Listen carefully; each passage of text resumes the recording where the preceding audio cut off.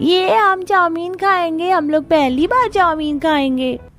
चिंकू की बात सुनकर कमला के अंदर भी थोड़ा जोश आता है और वो इस पैकेट को धोकर घर में जो भी मसाले होते हैं उसी को डालकर चाउमीन बनाती है।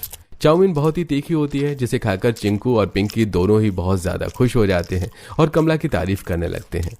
माँ ये कितनी टेस्टी चाउमीन है, इतनी टेस्टी तो वो चाउमीन भी नहीं थी जो मैंने अपने दोस्त के टिफिन बॉक्स से खाई थी, लेकिन ये तो उससे भी ज्यादा टेस्टी है। आपको तो चाउमीन बनाकर बेचनी चाहिए। हाँ माँ ये तो बहुत ही ज्यादा स्वादिष्ट है, आपने इसमें कुछ मसाले भी नहीं डाले हैं या फिर भी इतनी स्वादिष्ट है। अगर आप इसमें मसाले डालकर बनाएंगे तो फिर तो ये बहुत ही ज्यादा स्वादिष्ट होता और मसालेदार भी। इसे खाकर तो मजा आ गया।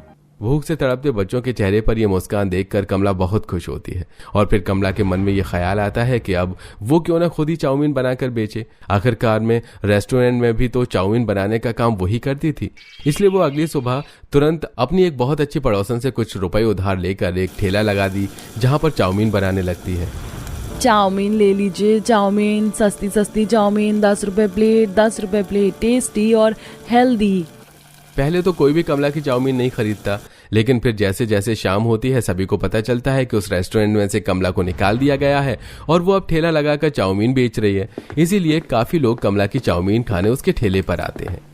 आंटी एक प्लेट चाउमीन दे दीजिए। हाँ रुको बेटा, अभी गरम गरम बना कर देती हूँ। कमला अपने पूरे लगन के साथ मसालेदार और तीखी चाउमीन बनाकर रामू को देती है।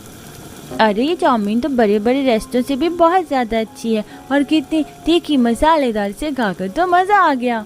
इतना कहकर रामू वहां से चला जाता है। रामू के जाने के बाद और भी 2-3 लोग कमला से चाउमीन खरीदते हैं और फिर थोड़ी देर बाद रात होते ही कमला ठेला बंद करके अपने घर चली जाती है। सबको सुलाने के बाद कमला सोचने लगती है, रामू कितना छोटा बच्चा था, अगर वो बचपन से ही इतना मैदे वाला खाना खाएगा तो उसकी सेहत खराब हो जाएगी और फिर रामू जैसे और भी कितने बच्चे होंगे।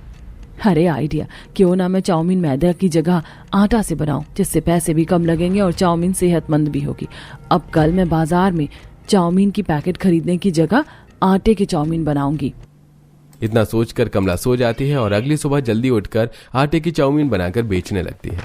कुछ दिनों में धीरे धीरे सभी गांव वालों में कमला की चाउमीन की बात और भी ज्यादा जोरों शोरों से फैलने लगती है। और फिर ऐसा हो भी क्यों ना, आखिरकार कमला की चाउमीन सब स्वादिष्ट नहीं बल्कि सेहतमंद भी थी। इसलिए सभी गांव वाले अब कमला से ही चाउमीन लेते थे। अब रेस्टोरेंट से भी ज्यादा भीड़ कमला के ठेले पर होती थी।